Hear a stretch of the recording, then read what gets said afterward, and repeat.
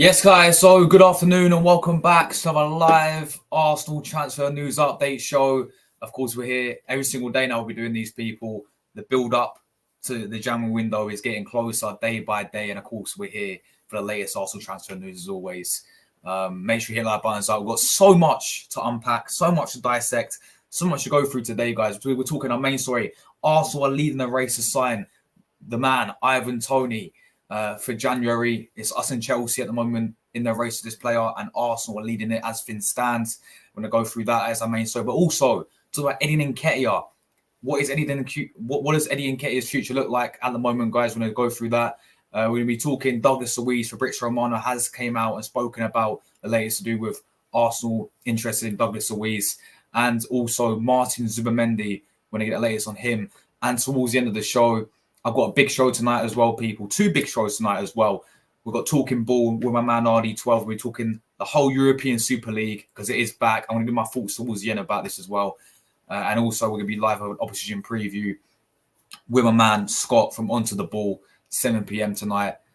So, of course, guys, I will never forget this. And you guys know what time it is. It's time for the classic intro, bro. Let's get into this. Welcome back, guys, to another Arsenal transfer news show. Declan Rice has officially signed for Arsenal. Plays in before the start of the season, pretty. With this deal gets done before the start. So, welcome everyone coming in as always. Big up everyone. Hope you guys enjoying your day so far and whatever you lot are going to get up to today. Hope you guys enjoy it. Of course, it's almost Christmas as well. We're just a few days away. And we're also just a few days away, well, like a week or so away, maybe a bit longer than that, but until the January window does officially open, and I'm very excited for that. So, you know what it is? I'm more excited for the transfer window than I am Christmas. I don't know why. Because we're going to spend big, guys. Come on, we're going to have Toney in January. But let's get into our first story today. Big everyone in the chat as always. As always, your thoughts about all this down below. Let's get into it. We're going to start with, of course, the main story. Toney. Absolute bad man striker, Toney. Some good news. If we are, of course, you Arsenal fans in the chat, some good news. We lead the race as things stand, despite a fairly reliable source, I would say. But yeah, Toney, Arsenal lead Chelsea in the race to sign a Brentford striker. So let's get into this. So Arsenal leading the chase of Brentford's Toney is in what is shaping up to be one of the transfer window's major sagas. The 27-year-old is a major target for a number of clubs looking at to add a centre forward during the window, including Chelsea and Tottenham, given his quality and versatility of the options in the position. Brentford also wanting to do business, having adapted the team to his absence when an 8-month suspension for breaching betting rules. The forthcoming end of the band has seen a series of clubs escalate their interest, while Chelsea had long been seen as the most likely destination. They have to make a number of sales in January to comply with profit and sustainability rules. This is before they can even think about buying, especially a player expected to be valued at 60 million up front, perhaps as much as 80 million, including add-ons. Another element that has shifted the race, however, is Chelsea's underperformance compared to Arsenal, of course, this season. Arteta's side offer the chance of challenging for the Premier League title this season, and that has made them Toney's preferred option right now. Of course it has. Of course he's going to want to come to Arsenal over Chelsea. Even if Chelsea were doing better than us, in my opinion, yeah? We are bigger. People need to get this. Chelsea fans can have all the Champions League up their arse, yeah? We're a bigger club than Chelsea. That's a fact. That is a fact. We're still the third biggest club in England. Of course, players will want to be attracted to a club like Arsenal because we're bigger than Chelsea. That's a fact. And plus, yeah, it's an added bonus as well that we've got Champions League football this season. And of course, he wants to play in the Champions League. And also, we're in a great position right now. I mean, look at us compared to Chelsea right now. We're in a title race. Look where they are, Yeah, I get money talks and that stuff. But look at the current situation right now. And as a whole, we're bigger than Chelsea. We always have been and we always will be. Simple as that, right? And the fact that we've got Champions League football to offer as well, Toney, and the fact we're in a title race, of course, he's going to want to come to Arsenal. No personal terms are an issue. The only way I see us losing out in this race is what will happen when the whole Mudryk saga is how they, Brentford wanted a certain amount, and no, sorry, not Brentford. Shakhtar wanted a certain amount, and we couldn't give them that. Chelsea didn't, and Mudryk went to Chelsea. That's the only way I can see us losing this race. If Chelsea outspend us again, which they did with Mudryk. But let's continue. Also, considering the possibility that he could be the player to ultimately make the difference in the title race, I agree with that. I think you get Toney, and I think we win the title. I said it here first. Yeah. I think if we get Ivan Toney in, we'll win the title. Especially now, an even better opportunity has presented itself with City's inconsistent form. Toney has a long interest there. Then, although there are many more considerations before they make a concrete move. One is the length of time he's faced out and whether it will take him time to get back to speed. Look, I hear all that stuff. Yeah, he's been training people. He's been training every single day. What's his name? The Brentford is it chairman? The Brentford director came out and said, the guy's looking better than he ever has been. So he's been training it every single day. It's not like he's going to be really rusty. Yeah, I get he's not played, an actual competitive match yet, and maybe that will take time for him to get back. But he's going to be ready, of course. Man's been training every single day. So yeah, this whole myth that he's going to come back and not be the same player. Well, nobody knows on number one, and number two, right? The guy's been in training every single day, so I would expect him to be somewhat similar to how he was, to be honest. Taking a while to get up to speed. Another is that Arteta wants 4 other positions he feels needs to complete his squad. They are centre forward, another midfielder, 2 fullbacks. Arsenal's budget and their own profit and sustainability concerns mean they have to compromise on at least 2 of those for the time being, unless there are additional sales to supplement their transfer budget. There is an increasing belief, nevertheless, that a striker of Toney's quality and spark can have a huge impact in North London. Of course it can. Tottenham will have to sign Toney too, are currently priced out on the market and likely go for younger options. Man United have been interested in the past and equally feel they need to bring another forward. That necessity is behind other priorities, though, and they similarly need to sell. Outgoings are set to be their focus of the January window. So, very, very clear that Arsenal do lead this race currently for this man here, Ivan Toney. And now, I know what people are going to be saying. Now, basically, right, this screams, and I'll tell you why it screams the whole Mudryk situation, yeah? Not because not like we're talking about in depth in terms of, how the current situation with Toney, but I'm sure you guys have heard the news. Basically, this guy on Twitter, I don't know what the guy's name is. He commented on Ivan Toney's post, yeah, and I'll get it up. In fact, I'll get it up. Yeah, I probably can't share the screen, but I'll get it up on my phone. Yeah, this guy basically commented on Ivan Toney's post. Yeah, Michael Ward, big up Michael Ward. He said, he on Toney's post, yeah, he put at Arsenal do the right thing, and Toney liked the tweet. This just screams at Mudryk. What happened with Mudryk though? Like Mudryk was twerking for Arsenal, yeah, like proper twerking for Arsenal. We literally saw him. Post a picture of him watching his own transfer leak and everything. Like it was him in an Arsenal show, and he posted a picture of that of him. Yeah, literally him watching the Arsenal game when they played Brighton. He said 2 great managers and all that stuff. Yeah, literally everyone was like analysing. And, we know how Arsenal fans are literally like the FBI or like the MI6 currently. Yeah, was literally analysing what gym he was in. Oh my God, he was in London. Turned out like he went to Chelsea. So yeah, I'm not getting too carried away with that just because he liked a tweet from from Michael Ward. But anyway, let's be all serious here. Yeah, let's talk about this deal. The player clearly wants to come to Arsenal. I think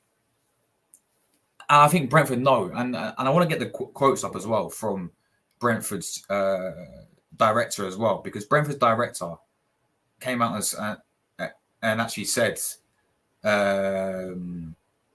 about obviously Ivan Toney, right? About saying that, well, as I said earlier, he's been training every single day, and the Brentford director said, that he looks better than ever before.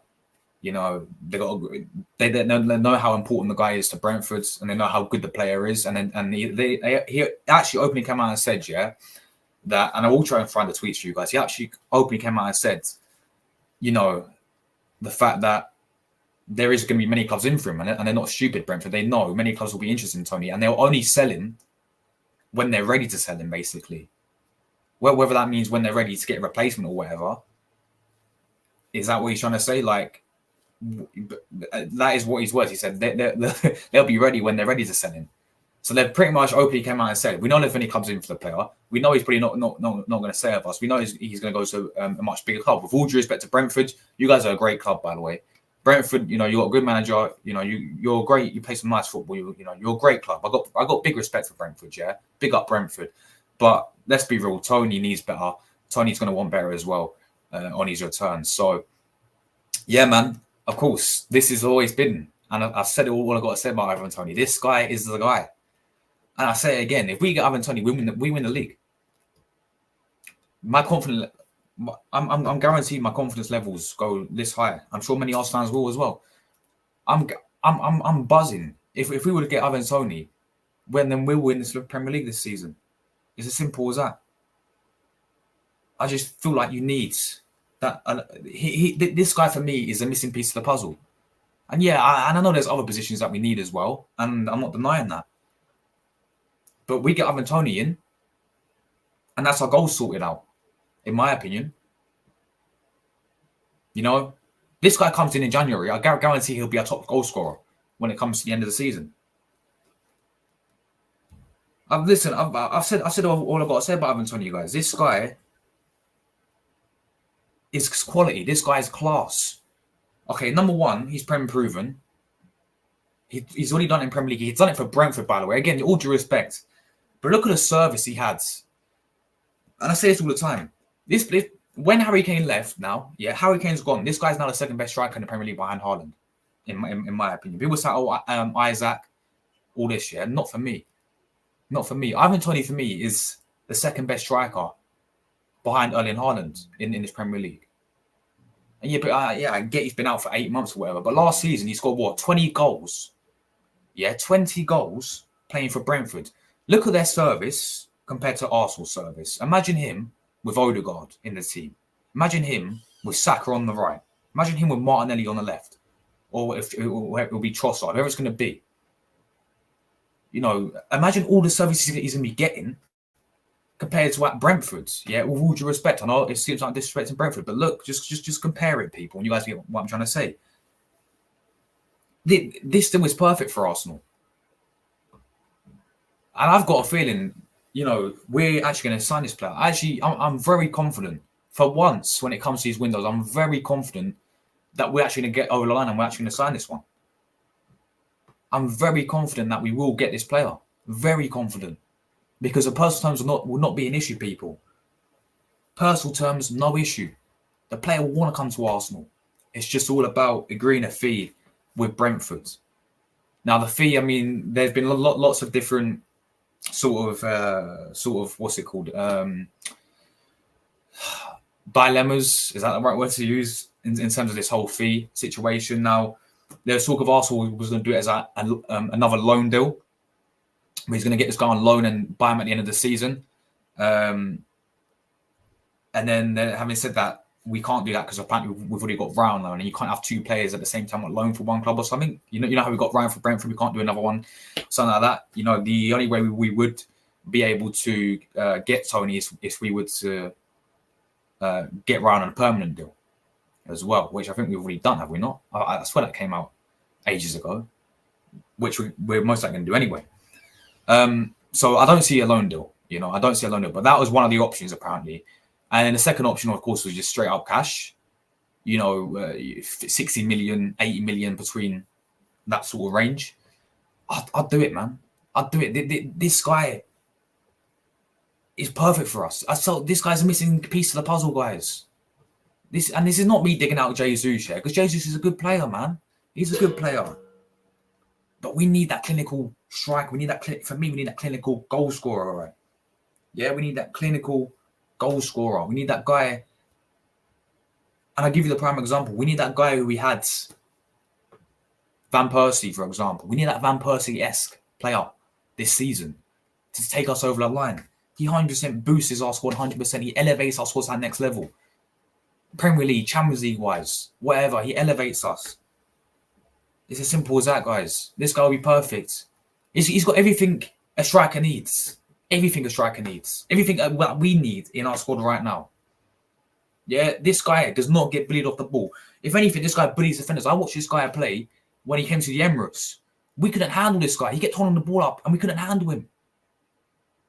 He's physical. Yeah, he's very physical, very strong. Holds up the ball perfectly. Links up play. I mean, his link up plays top notch. Did you see that link up with Mbeumo last season against Man City when they did the double over them? His link up play is class. Imagine him linking up with Martinelli on one win, Saka on another win, Odegaard, or even Jesus. Like, you guys get what I'm trying to say. This guy is perfect. He's a target man as well. He's a target man. The amount of crosses we whip into the box, he'll get on 9 times out of 10 of the crosses that we love, because we all know we got some great crosses off the ball. Yeah, we got like Ben White who can cross a ball. You know, Saka, Martinelli, Trossard can cross a ball. And I say, like, we don't really score that many headers. I know Jesus scored one against Brighton, but you guys get what I'm saying. Like, that's in terms of open play. It's maybe from a corner, but open play I'm talking about. We rip too many crosses in, and how many times we barely score any headers. So this guy is perfect for that as well. What I don't see a bad thing about this guy. People say, oh, he's got an ego. That would be the only issue, wouldn't it? Is because we've seen how Arteta sort of deals with ego issues, sort of plays with ego. I mean, you look at when Doozy, he had an ego problem. He got frozen out. Aubameyang had a little bit of an ego issue. Ozil had an ego.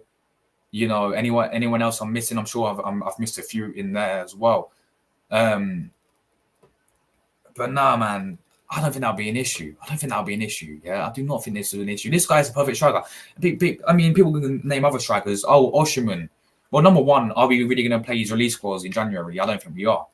And number two, I can throw the argument saying that, you know, he's not Prem-proven yet, Osimhen. We don't know how Osimhen's going to be. Osimhen's quality, by the way.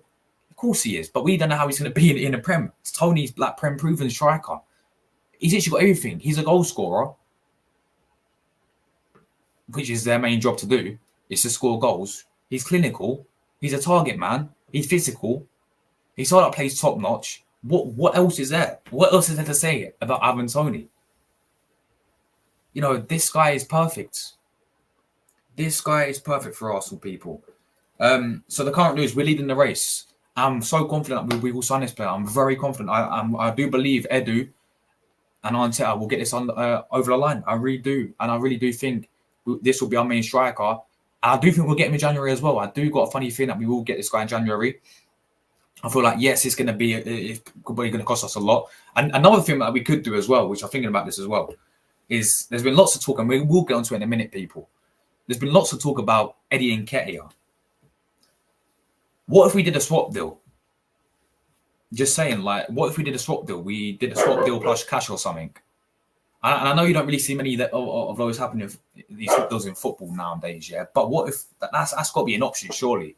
If we, Eddie Nketiah, swap deal for Toney plus cash, maybe we can look at something like that. Because people are saying, oh, we can do a loan deal. That's not going to happen. No, number one, it wouldn't make sense. And number two, would have to obviously do something with Raya as well or something, because you can't have 2 loan players at the same time from one club. So a loan deal ain't happening. But what if we did a swap deal? Eddie Nketiah for Ivan Toney. Ivan Toney for Eddie Nketiah, way around wherever it's going to be, plus a bit of cash on that. If not, then it's going to be, straight 60 million, 80 million up front for, you know, Ivan Toney. Look, we did it with Declan Rice. We've got to do the same here. And I've heard so many different stories as well about, I don't know what to believe here, people, about this FFP stuff. Are Arsenal actually on the FFP list or not? What is going on here? You know, what is going on here? Like, because I've seen so many people say, oh, we're on the FFP watch, which means we can't spend too much because of our spending or something like that. I'm not entirely sure what to believe in terms of that. I'm not entirely sure in terms to believe if FFP is an issue for us, if we're on the FFP watch list or whatever, because of how much we spent in the summer. So we've got to be careful of how much we spent this summer. It's interesting, but we know that we need lots of positions. We know this window is going to be massive for Arsenal. And I've got a feeling that we can get over the line. And I really do think we will get this signing over the line. And the only way Chelsea will beat us is if they outspend us. That's the only way I see, Chelsea really getting this player is if they outspend us, which they did for Mikhailo Mudryk. We all remember the Mudryk situation where Shakhtar asked for a specific amount. We kept sitting on the fence for it, and obviously Chelsea paid the money. How much you want Shakhtar? Here you go. And then Mudryk went to Shakhtar. We all know Mudryk didn't want to go to Chelsea. Yeah, like bro was working for Arsenal, but because Chelsea played more than them, Chelsea more ambitious than us. This is what happens. So we definitely got to act fast. Well, I mean, I think this guy can start playing in. I think is it right at the end of January? I think it's 27th. I think it'd be like the 27th of January. This guy can actually play his first match. I think he's scheduled to be back when they play Tottenham, in fact, Brentford. I think that's the 27th of January. So it's right towards the end of January. So we definitely have to get this all done fast as well before then. And it'll be like how we signed Aubameyang. Was it, when we signed Aubameyang in, when was it? 2018 under Wenger. And we did it right towards the end of January, didn't we? And he played his first game right towards the end of January against Everton, wasn't it? So it'd be similar to that, I reckon. But no, guys, Toney would be perfect, man. Toney would be absolutely perfect for Arsenal. I said it enough. Like, this guy's a big player for Arsenal if we were to sign him. This guy will sit there and say, wow. This is a wow. This. How Josh Kroenke went? I'll say be excited. I will be excited, Josh Kroenke, if we sign Ivan Toney. As simple as that, man. This guy, for me, will elevate us to that next level. 100%. With Toney in here, we will 100% go far and compete for the league title and hopefully win it this season, as well as Champions League, go far in the Champions League. With Ivan Toney here, I think he's a missing piece of the puzzle. Yes, I know there's many positions we need. We need a midfielder. We need a backup for Saka. We need a defender. We probably need a new goalkeeper around. We need so many new positions, yeah? But for me, this should be the main priority, is getting a clinical goal scorer, someone like Ivan Toney in as that main striker. Again, no disrespect to Jesus, because I rate Jesus. Yeah, I think he's a quality player. He scored 13 goals in his whole entire career, though. Jesus gives us so much in terms of on the ball, his link-up play, dropping back, everything about it. Jesus' quality. But we need the goals, man. And Ivan Toney will give us the goals. That is why I'm a big fan of it. And that's my opinion, guys. Let me know your opinions down below. I'm going to go through you guys' comments. Give me a like, buttons up. We're 24 likes right now. Can we get 30 likes, people? Thank you very much. And if you are new to the channel, make sure you do subscribe. We're on the road to 6K subscribers. So make sure you guys do subscribe if you are new. We'll be talking everything to do with Arsenal for this upcoming January transfer window. Ivan Toney talk, Douglas Luiz talk, Zubimendi talk, Eddie Nketiah as well. Super League right at the end, got all to cover for this upcoming January transfer window. So hope everyone's doing well. And before we move on to our next video, let's see what you guys are saying. We've got Tamina in the chat. We're doing well, Tamina. Keep up the good work, Josh. Thank you very much. Really do appreciate the support as always, Tamina. It's good to see you. My man Tom's in here as well. Make it happen. Yes, Tom. Big up yourself, bro. Tom says the UK government may not even allow English clubs to... No, yeah, it's illegal. It's illegal for the English clubs to join the Super League. But I will talk more on that later on in the stream. Big up to you, bro. Big up London calling as well. Hello, my friend. Hope you're doing well on this Thursday afternoon. I'm very well, thank you, my friend. I'm excited for Christmas. So yeah, I'm just building up for that now, really. Of course, I'm excited for the game as well on Saturday. Can't forget about that one. But yeah, I'm actually for it. I think you mean the Super League. Yeah, I will give my opinion on that very, very soon later on in the show. Let's continue. Hey, Josh, bro. Luke, I will not be free for my previous today. It's just for you, Roy. Okay, sweet, man. Big up to you, Jordan, man. Big up to Mrs. Raya in the chat as well. Hope you're doing well. Football goals. Good afternoon to you as well, my friend. Hope you're doing well, football goals. Hope you're doing well, my friends. Good to see you. If Arsenal sign Toney, you'll win the league. 100% agree. 110% agree, bro. This guy's the missing piece of the puzzle. If you sign Toney, yeah, this is what everyone's saying, man. This is what everyone's saying. We're just at one signing away. I think we just need that one strike away. Having Toney to come into Arsenal, we win the league. And I'm very confident about that as well. And I say it with chest. Tom says, Brentford literally organised a friendly against some German noodles. Sorry. Wait, bro, nobody's not noodles, bro. Nobody's. Just for Toney. And yeah, he scored. He ain't that rusty. He's a bad man. Facts, bro. And he's been training every single day. So people, I mean, yeah, I get it's a fair point. He's been out for 8 months, but he's not going to be shit, is he? He's going to be pretty similar to how he left off. Like, he's been playing friendlies as well, behind closed doors. Yeah, facts. Lucas says he'll come in the summer. Why do you think he'll come in the summer and not in January? Because I think he'll come January, bro. I think the Brentford's director actually came out and said, you know, that they're aware of him going to leave. They know that the clubs are interested and they'll sell him when they're ready to sell him. Toney wants to leave. Of course he does. With all due respect to Brentford, he wants to leave. So if he doesn't come in January, then who do you think will sign in January then? That's my question to you, Luca, bro. Big up yourself as always, man. Absolute legend. But that's my question to you, Luca. If we don't sign Toney, if we don't sign a striker, who are we going to sign then instead? Let me know, bro. Let me know. I'm intrigued to hear your opinion. He was signed in the summer. We're getting Toney in the summer, not in January. Only Arsenal can get 60 to 80 million people. Hear me out. So Eddie for 40 million and Smith Rowe for about the same. Well, that's what I said. I said we can do a swap deal or something. And I know you don't see many of these happen in football. I know you don't see many swap deals happening in football, yeah?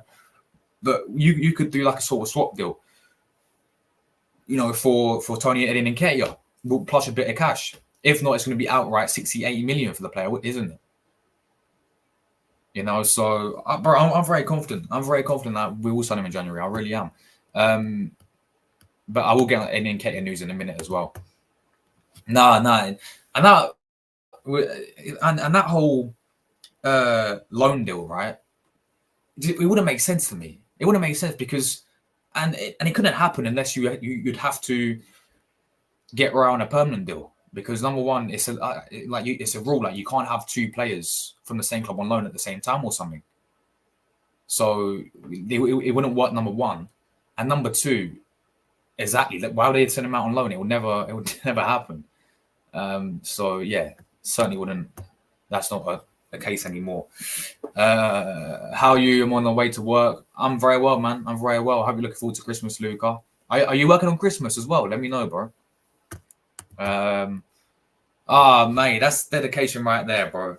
That's dedication right there. You know what I'm saying? Like, I understand people, you know, they're going to work. I'm pretty sure people, is anyone still at school? Anyone still at school? Because I broke up from, I go to college now. I broke up from college like 2 days ago, mate. So I've been chilling. But I'm sure people still go to school, don't they? I could be wrong though. Because I remember when I broke up last year from school, it was like 22nd or 21st, but today pretty much. So yeah, that's dedication right there, bro. Appreciate it. I'll be uploading probably tonight or the weekend because I've been working a lot this week. Yeah, that's fair enough, Luca. Toney will sign in the summer, not in January. No way. Arsenal will sign him on loan. Brentford have said they won't sign him on loan. Only price tag. Yeah, but it's what I'm saying. Pay the money. Pay it. But this is the issue. Like the only way. This is why you gotta believe you want to believe it, because I don't know what's going on with this whole FFP. Nobody really knows about FFP, yeah, in terms of Arsenal. But apparently we'll win on FFP. Watch this. Everyone's saying we've got to buy before we sell, etc. So we've got to sell before we buy, etc. Right? Okay, so why did we reject 35 mil for Nketiah then? That's 35 mil just like that. And then I look at it as well, and the thing that doesn't make me confident is this whole we want to sell before we buy. Is we're awful when it comes to selling players in terms of getting money for them. We're awful. How much are we going to get for Cedric Suarez? What, like 2 million if we're lucky? How much are we going to get for El Neni? Not a lot. And maybe what you said, Lucas, selling Smith Rowe, would get a lot for him. Selling Edin Nketiah would get hopefully around 30. Well, I'm going to get into that in a minute. We put a price tag of 50 mil for Edin Nketiah. So this is what I'm saying. We could honestly, the best option for me, which I see, and it don't happen in football, but for me, do a swap deal. Edin Nketiah for Ivan Toney plus cash.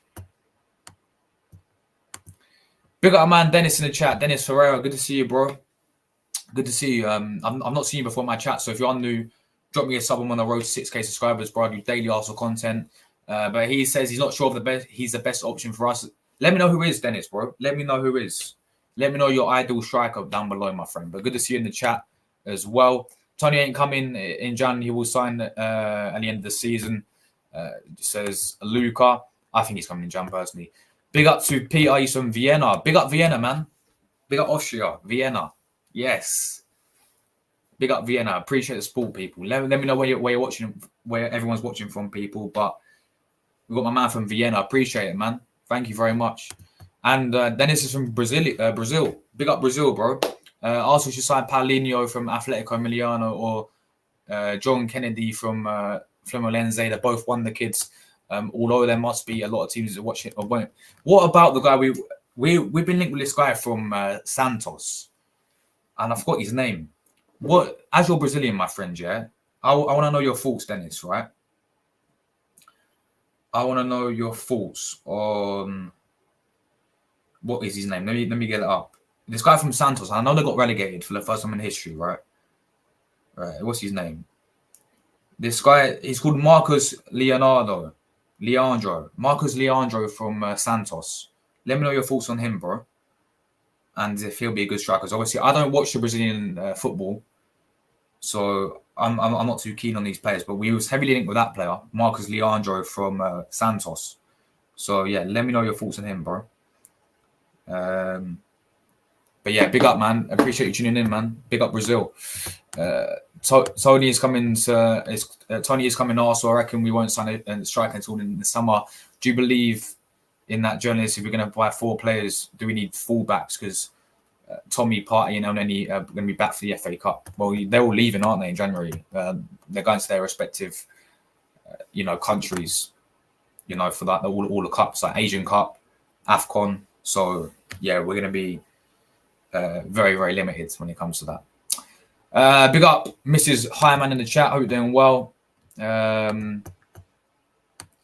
Yeah, so am I, man. So am I. Edu needs to prove to me if he has ambitions to get Toney. Simple. People need to hear my opinions. Of course, man. Everyone's got to, respect your opinion. That's why we all love football, innit? We all have different opinions. But for me, I believe in Edu, man. I'm backing Edu. I'm confident that he will get over the line and we'll get the business done in January. I'm really confident. Tom said, if Smith Rowe leaves, I hope he doesn't. I hope not. Who gets number 10? Odegaard next season. Yeah, that's a good point, man. And it's a very historic number. Like, I'm one of those who actually cares about the numbers, which is why I know he's your boy, Tom, yeah, but Eddie Nketiah, I was like, why would you give him the number 14 shirt? The number 14 shirt, by the way. So I'm a very big fan when it comes to shirt numbers, yeah. Most likely Odegaard, though, yeah. I think Odegaard's a good shout. He's a captain right now as well. So, I think probably Odegaard, yeah. Big up to you, my bro. We're doing well. I think we might sign Solanke. That's a very possibility as well. I did speak about Solanke in my last video. That is a very. Again, we're talking about a swap deal with Eddie Nketiah for him. Eddie Nketiah to swap with Solanke. Talk about that as well. So, I don't know. Solanke. It's an interesting one. Like the guy failed at Liverpool, didn't he? And people say, "Oh, we didn't get enough game time," but the guy flopped at Liverpool. But he's doing really well now. He's been playing really well for Bournemouth. Been bagging a few goals for them for Bournemouth. Been probably one of their best players this season. So that's wait and see. But yeah. Hi Ryan, hope you're doing well. If Eddie doesn't bring in the striker, of a player type like Toney, Eddie should walk. His job, simple. You need to get me Toney and a number 6 midfielder and a centre back like Gay. Hold on, Luca. No, Luca. Because now you're contradicting yourself here. Yeah, because you told me that you didn't rate Mark Gay from Palace. You said your words were saying that you thought Mark Gay was crap. That is what you told me, Luca, bro. They break up on Tuesday and Wednesday. Okay, fair enough. Yeah, I'm going to talk about that right towards the end, bro.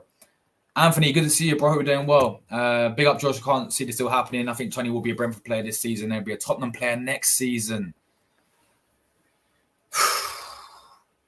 I mean, for me, I don't know, man. I've got a bit of confidence that we'll get over the line, but the thing is, man, we can't let this guy go to Tottenham. You know, having said that, you know, they're going to use like hay money. You know, that is what they got. If Tottenham enter the race, which haven't at the moment, but if they ever did, then they have the advantage because they got that money from Harry Kane, don't they? And that would be the perfect replacement as well for them. But yeah, big up to you, Anthony, as always, bro. Good to see you, absolute legend. Big up, you're watching from Poland, bro. Big up Poland, Warsaw. Nice one. Big up everyone around the world, man. We've got people from Poland tuning in, Austria. We've got my man Dennis from Brazil. Legends, man. Absolute legends. Yeah, he's unbelievable too. He's up there with Endrick, of course, the guy who went Real Madrid, and Victor Roquette, he went Barca, didn't he? Roquette. So yeah, there's some Brazilian ballers in there, Dennis, bro. Marcus Di Alejandro, Marley reckons, yeah, big up Marley, legend, by the way. Reckons he's good one for the future, but he's at Nketiah's level at the moment. Oh, what is that what you said? Is he's like the same level as Nketiah? I know my name says, what about Douglas Luiz? Yeah, I will get onto that, bro. I'll tell you what, I'll do this one next. I'll do Douglas Luiz next. Bro, literally on your stream. No, hold on. It was on my... It was on your stream and on my stream. I literally done a video on Mark Gay last season. You're like, no, he's shit. Luke, you said Anderson was bad. To be fair, I rate Anderson as well. I rate Anderson highly. I'll take him. Douglas Luiz should be a midfield reinforcement, in my opinion, or Amadou Onana. Douglas Luiz is a quality player. I'm not going to lie. Douglas Luiz is having a great season. The issue with him, Dennis, is with Douglas Luiz is Emery going to let him go? He's so important. He's a key part of Aston Villa this season, isn't he? In that midfield, he's got about 6. He's got like 7 goals this season.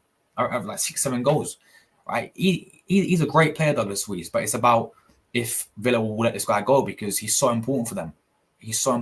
So, all right, let's get into the Douglas Luiz news, right? Because Fabrizio did tweet a little bit about Douglas Luiz. So we're gonna get into this article from Just Arsenal and talk about Douglas Luiz next, guys. So yeah, here he is. Arsenal could pay far less to sign Douglas Luiz if they wait until the summer. Arsenal consistently been linked with the move for Douglas Luiz in recent months, having unsuccessfully attempted to acquire him in the summer of 2022. Villa rejected at least 2 bids from Nketiah's side, affirming their stance that the Brazilian midfielder was not for sale. Aston Villa's decision has proven wise, as Luiz has been a pivotal figure in their approved team. 100% he has. So yeah, where were we? This highlighted Arsenal's interest in security services, promoting the Gunners to put in another bid. While challenging for the league crown, Arsenal may consider making an tempting offer for Aston Villa in the upcoming transfer window. It could be challenging for Villa to agree to the sale on such a crucial player midway through the season. This is why I don't think he'll come to Arsenal, is because it's going to be, we're going to have to spend a lot, especially in January as well. If we want Douglas Luiz, we have to spend a lot for the player because he's so important. You know, he's so vital to this Aston Villa side this season. If they were to materialise the speculation, Arsenal might need to break our transfer record. So more, if we want Douglas Luiz, we're going to have to pay more than what we pay for Declan Rice in January. A Football Insider suggests that the North London club could potentially sign him for a lower fee if he doesn't extend his contract by the end of the season. With 2 years left on this deal, come summer, Luiz may seek a move potentially compelling Villa to sell him. Luiz is a superb player. Will instantly make us better if he joins next month. However, I have to wait until the summer for him. Yeah. This is the thing. It doesn't look like it will get done in January with this whole Douglas Luiz sort of situation. Now, Fabrizio came out and said it. He said there is concrete interest there. You know, there is concrete interest with Douglas Luiz. You know, Arsenal really, this player has been on Arsenal's radar for years. I mean, when Arsenal wanted to sign him back in, the summer, 2 summers ago. We've been trying to get this guy for years and years and years. It's never sort of gone through. This January, it looks so unrealistic, in my opinion, because unless we was going to go and splash the cash big time, it would cost more than how much we pay for Declan Rice, apparently, if we did it in the January. In the summer, if he does not extend his contract, then we can go for him there. But he's having a great season. He's a big part for Villa, and I don't really see him leaving Villa unless Arsenal play, splash it big, and unless Arsenal go all in for Douglas Luiz. Be up, Jordan. Big up, man. Greens from Uganda. Big up Uganda, bro. Big up to Uganda. Hope you're doing well. Do you think Arsenal will sign a striker in January? I think we will, bro. I think we will, and I think it's going to be Ivan Toney. I really do think we'll go all the way and sign Ivan Toney this January. But there is some other strikers out there. You know, you got the likes of Victor Osimhen from Napoli. You got the likes of this guy called Gurasi from Stuttgart, who's having a great season. Dusan Vlahovic from Juventus. Jonathan David from Lille. Sesko from Leipzig as well. There's plenty. Openda from Leipzig as well. There's plenty of strikers out there, bro. So I think we will, and I think we know that's a main priority for Arsenal. That's a big priority. We need a striker, and I think Ivan Toney is that guy. I really do. So I big up Uganda, by the way. So guys, we've got so many people. So we've got people from Brazil, Uganda, Austria, Poland. Big up everyone in the chat, man. Keep letting me know where you guys watching from today, man. Let me know. What is this about Jude Bellingham joining Arsenal? Yeah, there's lots of rumors going around about that. It's Arsenal are in with quite a few clubs in for Jude Bellingham. That's his brother, by the way. That's not, if only it was actually Jude Bellingham, but apparently his brother's like really good as well. Jesus, man, that family, like what are their mum and dad creating? Like, literally, bro, it's mad. It's mad, but yeah, that is just rumors at the moment. There's not really too much concrete interest there, to be honest. What are you guys' expectations about Arsenal Champions League? I expect us to beat Porto. I do expect us to beat Porto and get quarterfinals, and we have to wait and see. I just want us. I mean, if it comes to a team like Bayern Munich, if it comes to a team like Man City in the quarterfinals, Real Madrid, I don't see us progressing. I'd say I'd be happy with minimal semi-finals personally. I think, you know what, I think we can go far in the Champions League. I really do, and especially if we do the business in January, I really think we can go far. It's just about, if you want to win it, you got to beat the best. And coming up against Real Madrid, I don't see it. I don't see it personally. Against Bayern Munich, I mean, we see what happened in Bayern Munich. We get battered 5-1, 5-1, 5-1 every single time we play them. So, yeah, if we want to win it, we got to beat the best. But I expect us to get to probably semi-finals this or maybe quarterfinals minimal this season. My man Glenn's in the chat, absolute legend. Guys, we've got all the real ones in here today, man. Absolute legends in here. Big up all the real ones in the chat. Glenn doesn't want Douglas Luiz. I don't think we'll get him anyway, especially in January, Glenn. I don't think we'll get him in January anyway.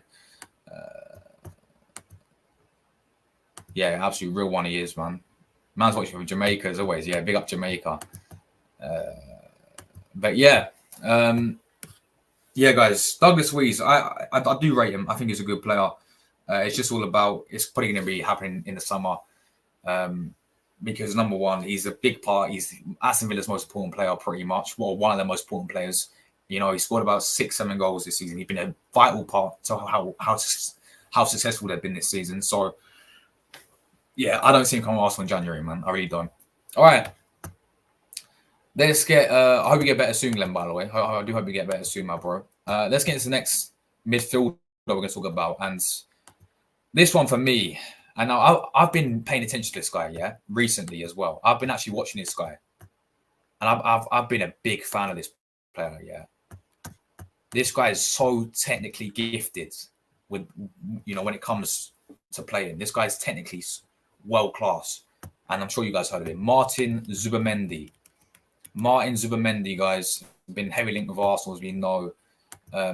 Could this be the answer? Could this guy be the answer? So I said I've been paying attention to Sociedad quite a bit. They finished top of their group in Champions League. This guy played every single Champions League game. La Liga, I think they're about 7th or something, or like they're in Conference League positions at the moment. But this is what Martin Zubimendi has said on Real Sociedad Future speaks volume amid Arsenal transfer talk. So he's 24 years of age. He's been heavily linked with a January switch to the Emirates. So yeah, Arsenal target Martin Zubimendi has already delivered his verdict regarding his immediate future at Real Sociedad. The 24-year-old Spanish midfielder is known to be of interest to both the Gunners and Barcelona, with Arteta perhaps forced to seek further reinforcement during the January window. Given the lengthy spell on the sideline seen by midfielder Thomas Partey this season, of course, for me, Zubimendi would be the perfect sort of party replacement. This guy's quality, man. This guy's quality. Football.London reported in November that the Gunners have been tracking the international ahead of the next month's window reopening, proving further that sporting director Edu is perhaps quietly lined up a potential blockbuster deal to help Arsenal's chances of success this season. Douglas Luiz and Onana are also names being heavily mentioned. The skill set, likens of the Man City's Rodri, Zubimendi only just signed a new brand new contract extension, which will keep him at the club until June 2027. He must have a release clause, though, surely. Zubimendi must have a release clause because I swear it's a rule to have in La Liga, right? I swear it's a rule to have in La Liga that you have to have a release clause on every single contract. I swear I heard that from somewhere before. So this guy must have on his new contract extension, he must have some sort of a fee to activate his release clause, surely. It may needs to be given the lack of bodies that they currently have alongside the ever influential Declan Rice. However, any deal to bring the 24-year-old to Emirates may not be easy as it first seems. Speaking just a few months ago, the Spanish international insisted he's more happy to continue playing for the team he has developed through the academy systems with. But if Arsenal come in for you, you're going to go Arsenal. Simple as that. I've no plans to leave Royal Sociedad. I always say that I love my life here at home. I'm so happy here. The values of the club are the same as mine, so I feel very good. I always said I'm happy. This is from Fabrizio, as always. He's Zubimendi further implied he claims to stay at Real Arena, and in rumours because I told our manager I didn't want to hear anything, especially in the winter. Leaving Real Sociedad aside with the season we're having would be illogical. Here I'm very happy. So he's very happy at Sociedad, but if we were to go in and activate his release clause, he'll come to us. So it's simple as that. But no, what I will say about this player, is this guy's quality, man. This guy's quality. Yeah, now, I said, when we first linked with him, I didn't know too much about the player because I wasn't really paying attention to La Liga too much, wasn't really paying attention to Sociedad. But week by week, I've been looking into this guy more and more. And this guy impresses me, man. Yeah, this guy really does impress me. This guy would be ideal for us. This guy would be the ideal Thomas Partey replacement. He's so technically good on the ball. It's crazy, people. That is, for me, his best attribute is his technicality.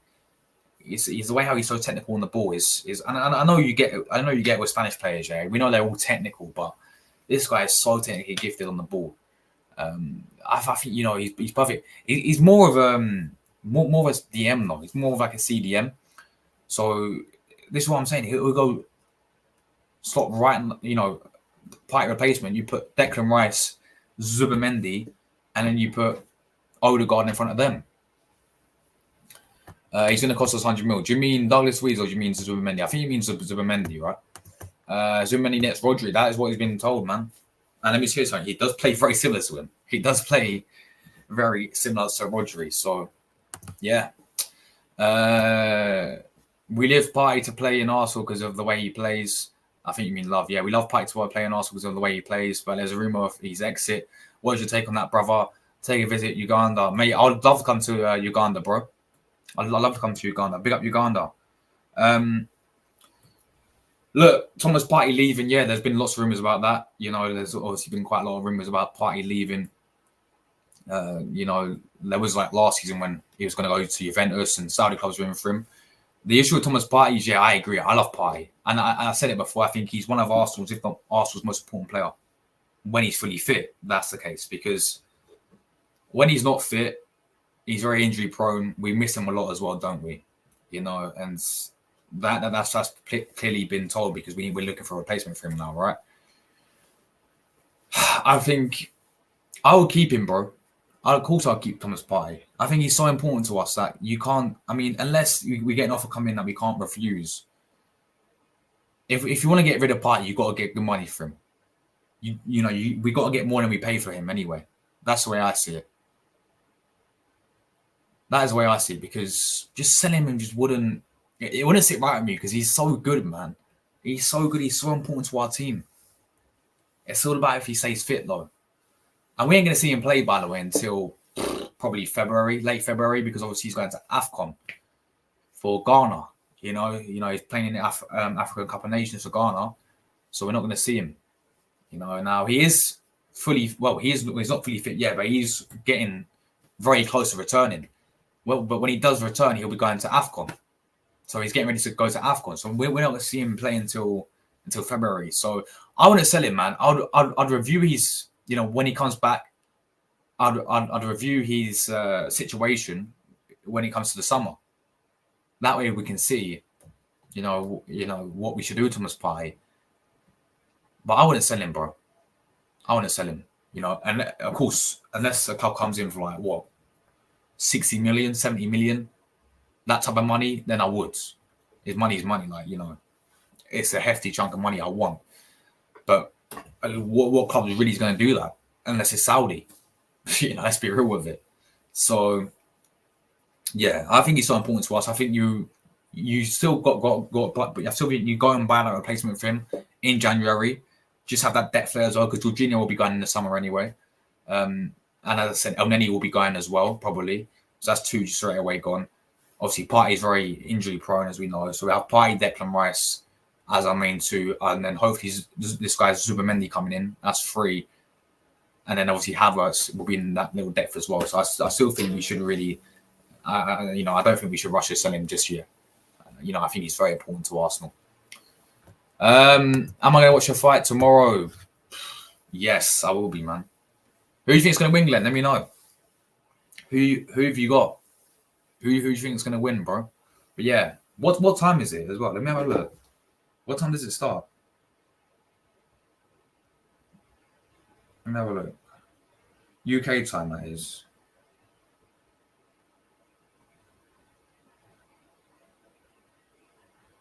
I reckon Anthony Joshua will win. I do think he'll win. I don't know what time it is. So, the chat will let me know what time it is when the fight starts. But yeah, I'll tell Thomas Partey.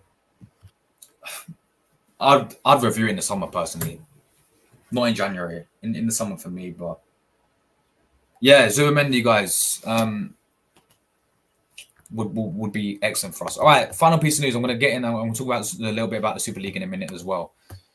But yeah, final piece of news we're going to talk about is Eddie Nketiah.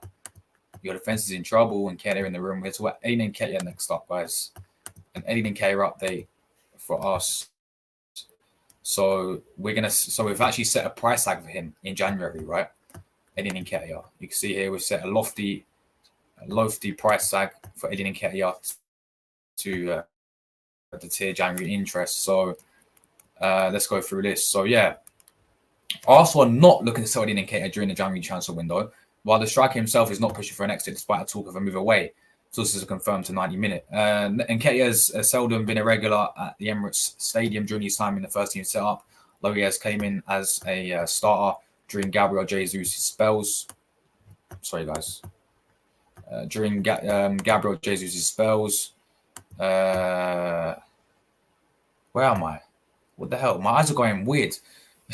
On the treatment table over the last couple of seasons. Sorry about that. The 24-year-old who has earned his first cap at England and senior level in October has been linked with a move to several rival clubs of late. But 90 Minute understands Arsenal not actively looking to part company with Nketiah. Even if the Gunners were more mindful of a sale, they would demand a figure close to 50 million. So we've pretty much set a price tag for Eddie Nketiah of around 50 million. So yeah, that is the price tag for Eddie Nketiah. It's 50 million. Mad, right? Mad. Arsenal sold Florian Balogun to Monaco for 35 million and then regarded Nketiah as a superior player. Due to Arsenal's likely demands, Nketiah has fallen off the short list of several clubs. 90 Minute understands Brentford to have increasingly tipped to make an offer amid Ivan Toney's uncertain future. I'm not interested. So what I said about the swap deal probably won't happen then, because Brentford apparently not interested in Nketiah. Nketiah has registered 6 goals and 4 assists in 23 games for Arsenal so far this season. Though he's played more than 60 minutes in just 12 of these matches, he ended the 22-23 campaign with 9 goals and 3 assists in 39 games. Though again, he was used sparingly and towards the end of the games in the majority of the season. Arsenal tied Nketiah down to a new contract until 2027. So yeah. So we've set a price tag for Eddie Nketiah of 100 million. Not fucking 100 million. 50 million. Sorry, guys. We set a price tag of Eddie Nketiah for 50 million. Whether or not, you know, a club will come in for that much, we have to wait and see. But if a club does come in for that much, you got to accept it, man. You got to take it. Of course you do. Of course you do. Like you've got to, we had this similar situation with Nketiah when it came to like last season when Crystal Palace came in for about 35 million, and when West Ham came in for like 35 mil as well, and we both rejected it. So if a club comes in for 50 million, it's non-negotiable. You got to accept it. Simple as that. And Nketiah for me is not the guy for Arsenal. He really isn't. That's just my opinion. People may disagree. They leave a full sound blow, as I said. I'll go through you guys' comments, but Nketiah is not good enough. The guy for me is not consistent enough. We see when he comes in, he scores, and then he has a dip in form just like that. So for me, Nketiah is not the guy. We need better than him, and we also need that money. We did need that money for him. So I'm glad that we have set a price tag for him as well. 50 million. But let's be honest, what club will go in and pay it? I mean, and this is Saudi. What club? I mean, and apparently there is clubs interested in Nketiah. Like the players obviously don't want to leave Arsenal, and apparently Arsenal don't want to let him go. But they have set a price tag for him. Like if you want to sign in Nketiah, then you're gonna have to pay 50 mil for him. As simple as that. Big up Mindful. Hope you're doing well, bro. Toney, Luiz or Fofana. Oh yeah, you know what? Fofana, you mean the guy from Monaco, right? The Fofana from Monaco. Yeah, he's a good player as well. And Diamande, of course, from Sporting Lisbon. That's your January list there, my friend. Good list, bro. Yes, Toney 100%. Fofana's a good player as well. Diamande as a defender as well. I like it, bro. Nice one. Why Arteta doesn't want to balance the games for our goalkeepers, Ramsdale and Raya, such that they're all happy at the club, bro. This is a thing. And like, you saw it with when Raya made a mistake. 2 mistakes, in fact, against Luton Town. He didn't get dropped. He's like, we all know David Raya is his number 1 now. And this is a thing, like, he's not been fair of it. I agree. And we all know this, but we know now that Ramsdale, I'm telling you right now, he's going to be fuming. He's going to want to leave in January if he gets to this point, because he wants to get into the England squad. He wants to be England number 1. And how's he going to do that when he's always on the bench for Arsenal? He's not going to do that, is he? So Ramsdale wants game time. Ramsdale needs game time to get number 1 for England. He wants to be number 1 for England. So he's going to end up leaving. I mean, Newcastle want a new goalkeeper. I wouldn't surprise me if they came in for Ramsdale. But yeah, it's like, obviously, we all know Raya was awful against Luton Town. Didn't get dropped though, did he? Because we know that Arteta sees him as number 1. Arteta sees him as number 1, and it is what it is. Yeah, bro, I don't know what I'm smoking, man. 100. He's not Jude Bellingham. Yeah, bro.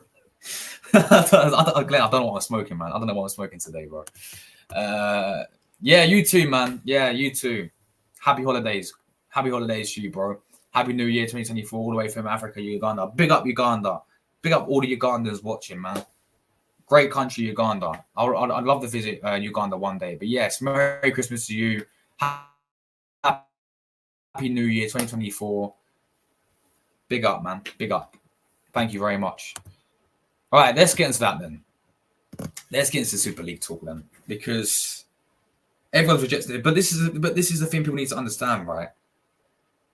It's eventually going to happen. Nevertheless, it's going to happen. I mean, it's not going to happen this year probably, but as time goes on, it's going to happen. It's going to happen. Like, it's eventually going to happen. But let's get into it, because I'm going to talk more about this in depth when it comes to, obviously, when it comes to my later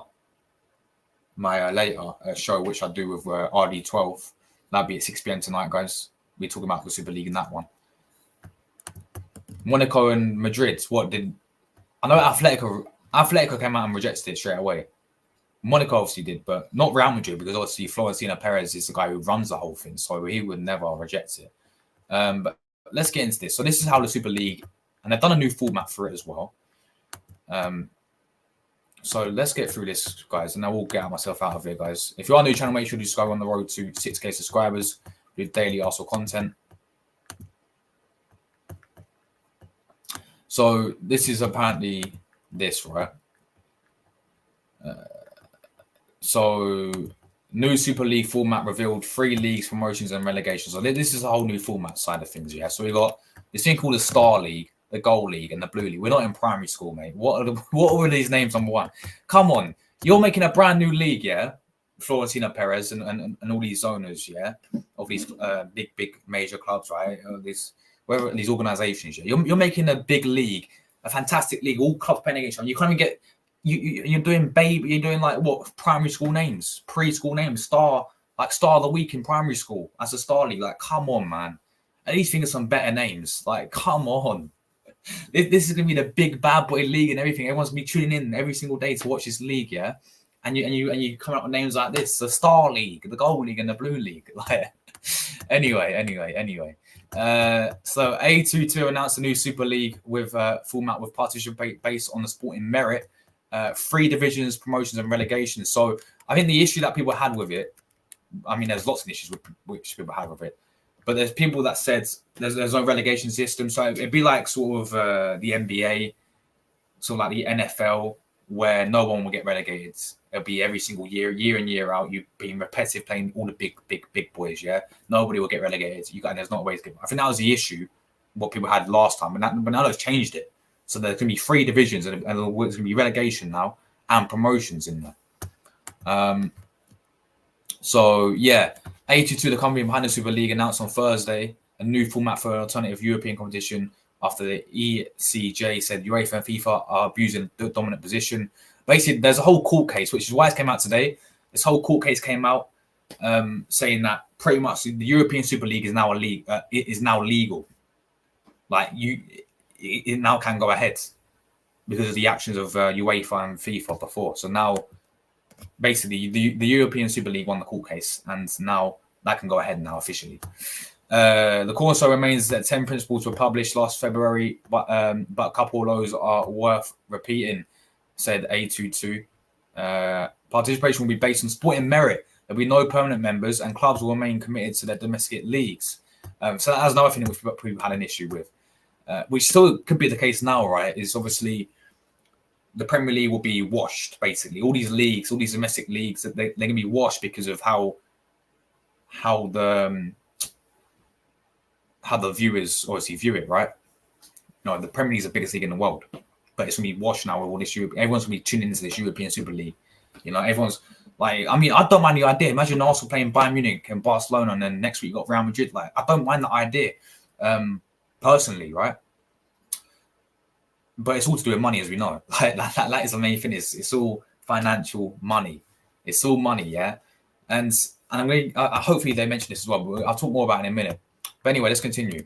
So how will it work? It'll be an open system with promotion and relegation in 2 stages: the league stage and the knockout stage. There'll be 64 participating clubs divided into 3 leagues: Star, Gold, and Blue. Star and Gold leagues will have 16 clubs divided into 2 groups of 8. And the Blue League will have 32 clubs split into 4 groups of 8. During the league stage from September to April, clubs meet twice, home and away, so they play at least 14 matches per club. So yeah, you do one big league, 8 teams in it, you play them twice, home and away, and it'll be 14 per season. The top 4 clubs in each group in the Star Gold League and the top 2 in the Blue League will go to the knockout stages, and it'll be a sort of a quarterfinal. And then both the quarterfinal and semi-finals will consist of 2-legged knockout rounds, home and away. And then the final, of course, will be on a neutral ground. Promotions, relegation, and exit from the competition happen each season. So that's a new thing they have added to the new format. The clubs finishing at the bottom of the Star League groups will be relegated and replaced by the Gold League finalists. The same system applies to the Gold and Blue League. In the Blue League, 20 of the 32 clubs will leave the competition and be replaced by clubs based on their domestic league performances. Games are played in midweek, by the way, based on their domestic league performances. So basically, right, it's how you perform in your current league right now. So that's the whole purpose of getting European football is if how you perform in your domestic league. So you know how top 4 Champions League, of course, 5th, 6th Europa, Conference League 7, it would be like that. That's how you qualify for this whole new Super League, yeah, is you've got to play well in your domestic divisions. There's the whole purpose of how you qualify for European football in the first place, right? So A2C said this format will guarantee openness, competitive tension, and success based on sporting merit. One competition for all clubs, all players, and all fans. I think that's the main thing you've got to look at. I mean, it's all about it's the fairness of sport. Yeah, you've got to be fair. You have to have a fair sport. Yeah, so I like the idea of that. Process of confirmation to Blue League is a crucial element of the format, and at this point, more work and dialogue with clubs and leagues is necessary to work out on unnecessary details. However, he insisted that the promotion should be equally open for all the leagues and should be determined based upon clubs' domestic performances. So, yeah, that is basically how the new format works, people. Now, we all know this new Super League is to do with money. We all know why do Real Madrid, Barcelona, want the Super League, of course, because they're broke. Let's be real with it. Well, Barcelona are broke, that's for sure. I mean, you look how much debt Barcelona's in, yeah. You look at how much poor Barcelona is, yeah. Of course, they want the Super League. Of course, they're all for it. It's funny because Atletico Madrid actually came out and said it. Atletico Madrid came out and said a full statement about it. Yeah, they said the only two clubs in Spain who want this is Barcelona and Real Madrid. The two clubs who've always been, spoken about and about having financial issues and all that stuff. Yeah, in terms of financial sides, Barcelona, we know, years and years and years they've been ruined with debt and all that stuff. Real Madrid very similar. Real Madrid are a well-run club. Yeah, they're very successful, but again, financial is very similar to how Barcelona's run. So, yeah, I mean, it's funny how Atletico came out and said that. Of course, that's what they want, man. This is what all these owners want is because it's more money. Now, another thing I heard about this is they're going to make it free to watch for everyone. How? This is what they said is that it's going to be free. Everyone will tune into this, yeah? Of course they will. It'll be free to watch, apparently. So none of it's paying for Sky Sports or TNT Sports or paying for rip-off prices. You can watch it for free, apparently. And ticket prices will be 20 quid a ticket, apparently. But that's not going to make sense because how the hell are they going to get money for themselves? Like, how the hell, where's this money going to come from? How's this money going to be generated? Because if the people are watching it for free, then how are they going to get the money generated, of course? It just, that thing doesn't make sense. Like, to watch, I mean, so it sounds all Disneyland fantasy, great fantasy we're going to live in if we can watch all football for free, this massive European Super League for free. But again, that wouldn't make sense because how are they going to make their money otherwise? Like, I'm not entirely sure on in that sense, but it sounds really good, doesn't it? In terms of like, you can watch it. Oh yeah, you get to watch free football.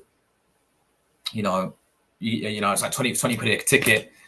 And another thing as well, it's gonna be global as well. Like, I've heard that obviously this European Super League is going to be around the world, like around the world sort of thing. Like you can have, I don't know, Manchester United against Real Madrid, Arsenal against Real Madrid in bloody Sydney or USA, for example. That's what I also heard. But then again, I think that's just rumours because they said it'll be home and away.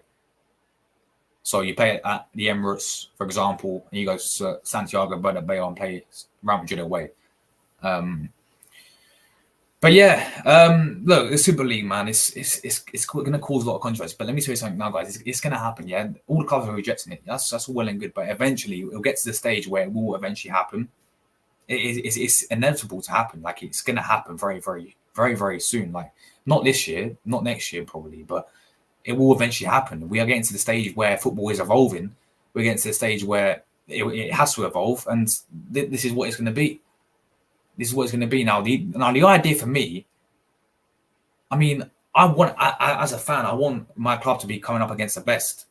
And what it does prevent is this whole narrative of where you play these games against, I don't know, Champions League games. It's kind of disrespecting the other clubs as well. For example, when Arsenal played against PSV, when Arsenal played against, when Man City played against Young Boys or Red Star Belgrade, that would be stopped. Because you're in one league and you're playing against Real Madrid one week, Barcelona next week, bloody Bayern Munich the week after that. That'll all be stopped. So that is one of the things. But again, it's just disrespecting those clubs, those sort of lower clubs. And this is where it comes to, you got to be fair with it as well. Football's got to be a fair sport. So, yeah, I'm glad that they have added this relegation, this promotion. And the only way you can get into this is of course, if you do domestic and based on your merit in your domestic league. So, so that is a positive for me. But we all know it's all because of this. It's all because of this. Like, of course, they don't care. All these people care about is money. So when they're going to sit there and say, "Oh, don't worry," because this is what they're trying to do. They're trying to get the fans on board, right? They're trying to be like, "You can watch the games for free," but that's not going to work. How are they going to generate their own money then? Yeah, think about it. Sky Sports, all the TV licenses, yeah, they generate all their money.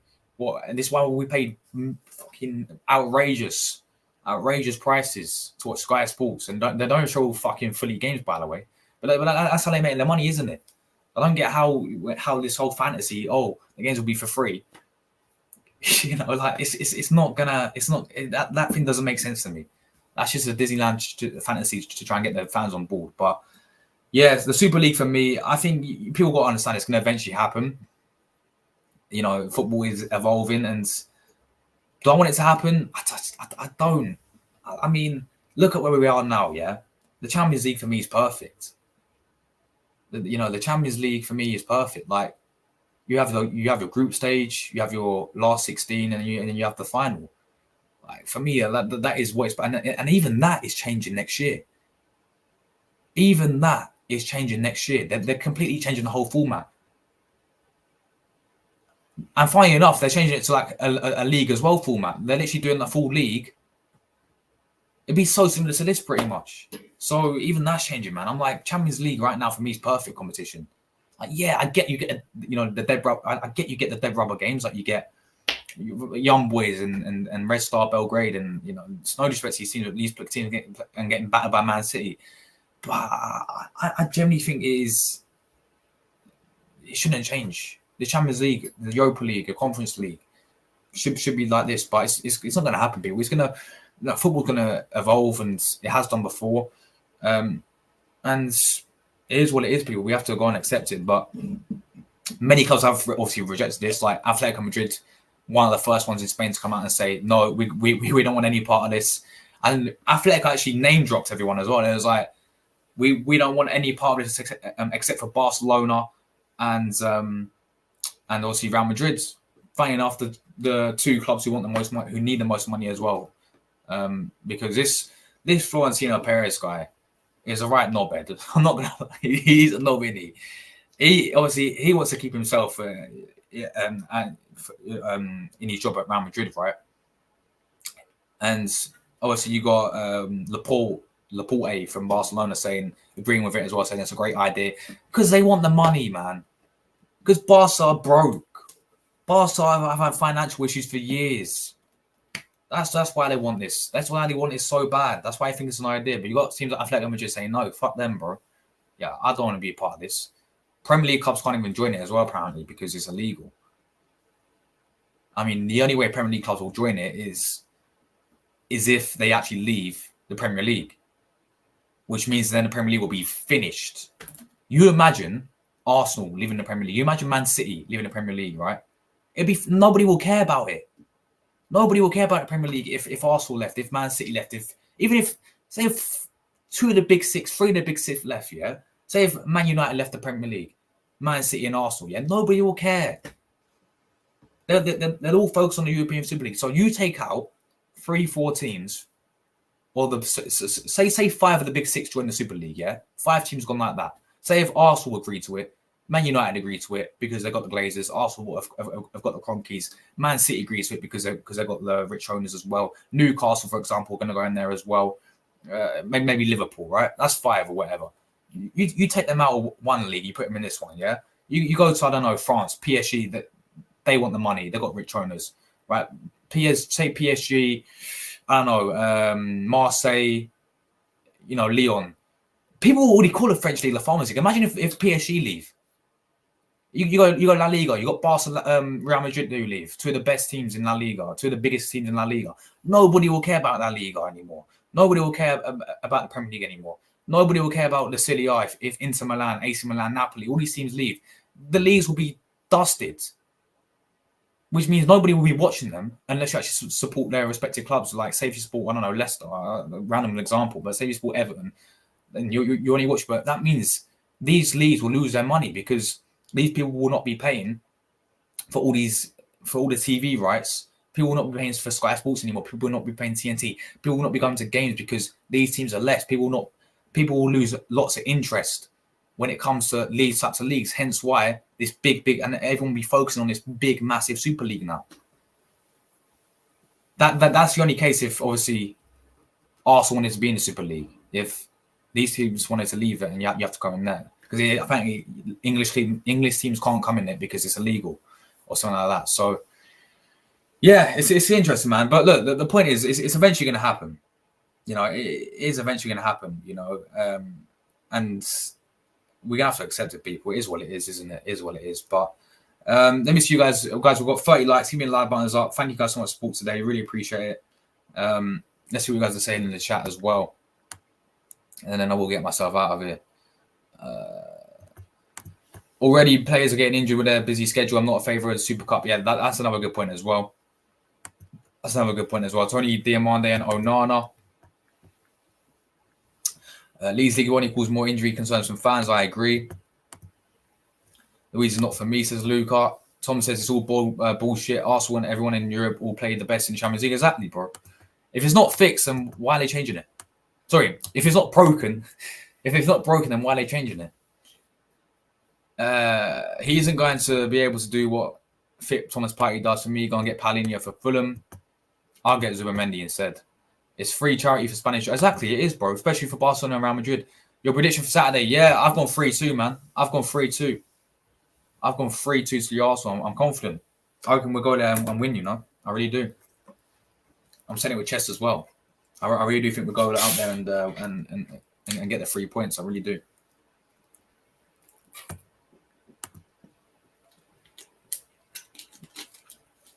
Luca's gone 2-2. I think we can win. You got 2-0. Yeah, I've gone 3-2. I think we win as well, man. But guys, that is that. Thank you everyone who tuned in today, man. Absolute legends. Thank you guys so much for support. As I said, we're on the road to 6K subscribers.